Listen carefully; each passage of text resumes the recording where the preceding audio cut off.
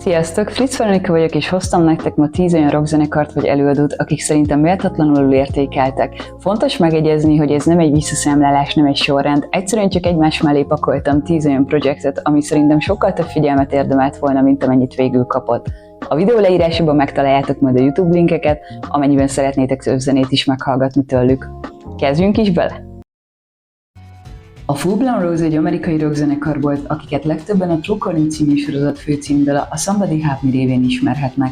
Zenéjük olyan filmekben is felbukkant, mint az Elektra vagy a Seed of Chucky. Annak ellenére, hogy televíziós és filmes szereplésekkel is kaptak némi figyelmet, sosem sikerült igazán befutniuk, és mára szinte teljesen feledésbe merültek.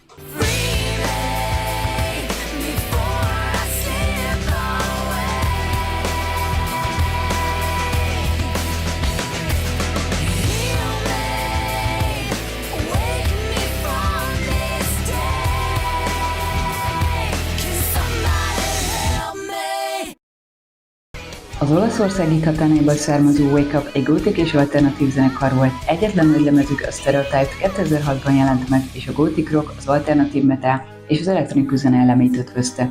Gyakran hasonlították őket az Evanescence-hez vagy a Lacuna Coilhoz, utóbbihoz valószínűleg a közös ország miatt, nekik viszont nem sikerült ugyanazt a nemzetközi ismertséget elérniük.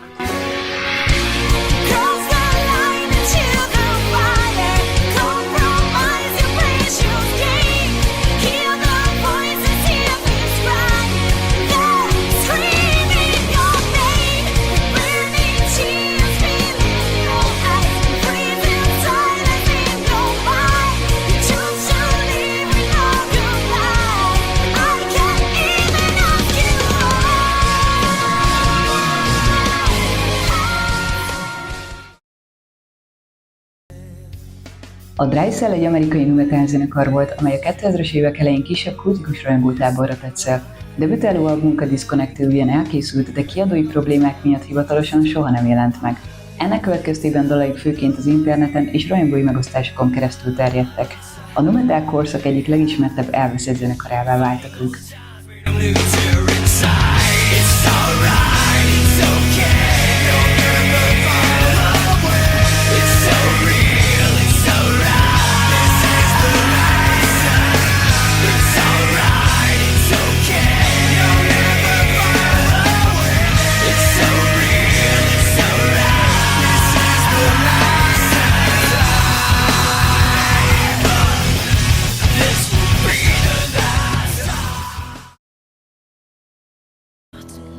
A Drug Zone egy magyar alternatív rock projekt volt, melynek középpontjában egy rendkívül tehetséges énekesnő állt, Linda Damon művész néven. A zenéjük és hangzásuk szerintem könnyedén felváltta volna a versenyt számos külföldi előadóval, mégsem sikerült befutniuk.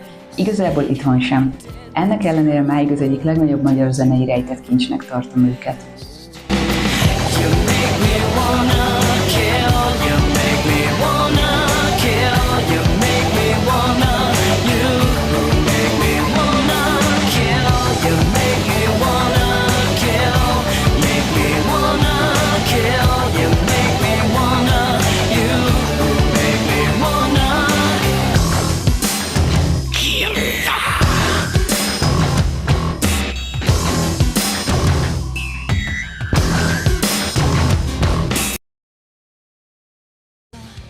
A Missing Hours az ausztrál Emma Hewitt és testvére Anthony Hewitt közös rock projektje volt. Míg Emma később a trance és az elektronikus zene világában vált nemzetközileg ismertébb, ebben a formációban egy sokkal rockosabb oldalát mutatta meg. Ők ketten együtt mindössze ezt az egy albumot készítették, de akik rátaláltak, a mai napig nagy szeretettel emlékeznek rá. Később Emmának jelent meg egy akusztikus albuma a későbbi trance dalaiból, ahol egy kicsit visszanyúlt ehhez a vonalhoz, de sajnos ilyen jellegű rockalbum nem készült többet. Between the wires, the fear to be alone, it controls and keeps us hanging on, forgetting what I've known, and running from the silence, it's written in the code, that controls and keeps us hanging on, system override.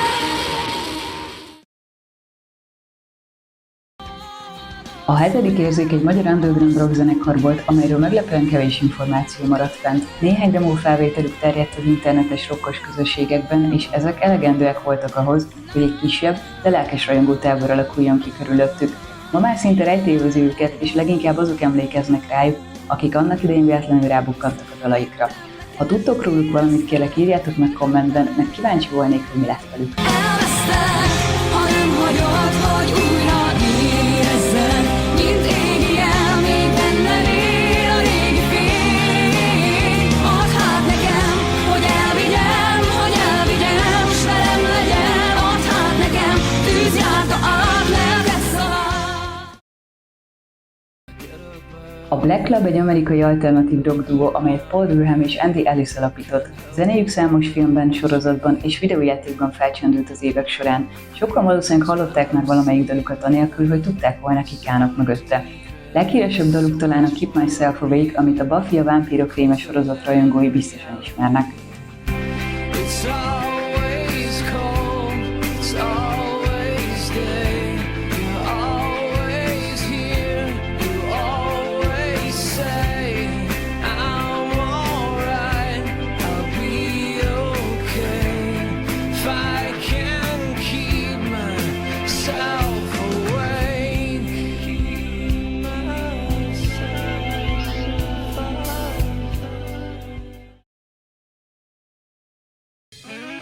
És ha már megemlítettem a Buffyt, akkor jöjjön egy olyan zenekar, amely kötődik a sorozathoz. A Ghost of the Robot egy amerikai rockzenekar, amelynek frontembere James Marsters, akit legtöbben Spike szerepéből ismerhetnek a Buffyból. Bár sok rajongó eredetileg a színész miatt figyelt fel rájuk, a zenekar gyorsan bebizonyította, hogy jóval több, mint egy híresség mellékprojektje. Erős alternatív rock dalokat írtak, és élőben is kiváló koncertzenekarnak számítottak. James hangja pedig egyszerűen fantasztikus. There won't be other guys who will whisper in your ear. Say they'll take away your sadness and your fear. They may be kind and true.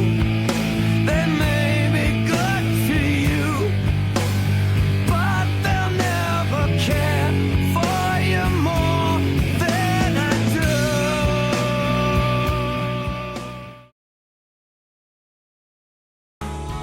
A lista kakuk tojása nem egy hagyományos zenekar, hanem Akira Yamaoka zeneszerző és Mary Elizabeth McGinn szinkronszínésznő együttműködése. Ketten együtt a Silent Hill játékok történetének legemlékezetesebb dalait alkották meg, ötvözve a rock, az alternatív zene és a melankolikus dallamok világát. Mary Elizabeth hangja egyébként kiváló, őszintén úgy gondolom, hogy rock énekesnőként is komoly karriert futhatott volna be. On the sidewalk, on the city, on the streets, just a whisper. Busy people going nowhere. See me soaking the rain. Feel the passion, nothing matters. My resistance is waiting, like a flower in the basement, waiting for a lonely day.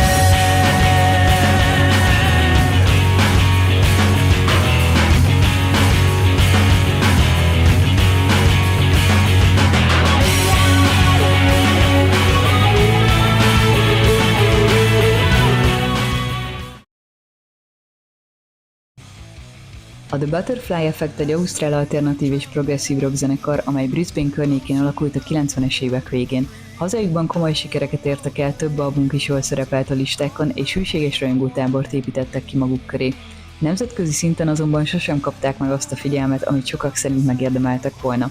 Érzelmes dalszövegeik, erőteljes előadásmódjuk és a frontember egyedi hangja miatt ma is Ausztrália egyik leginkább alulértékelt rockzenekarának tartják őket.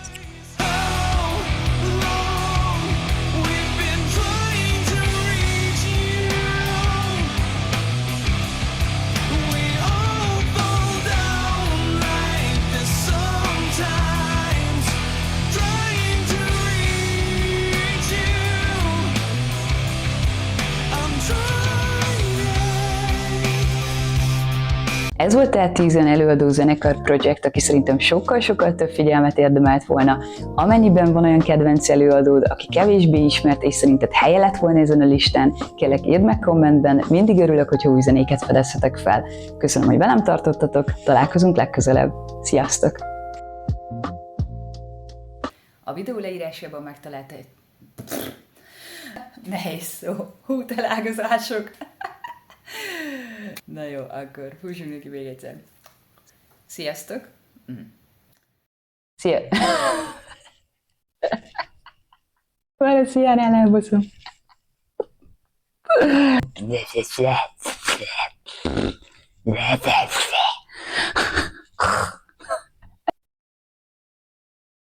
Szellemüljünk át. Csak 3 mondat.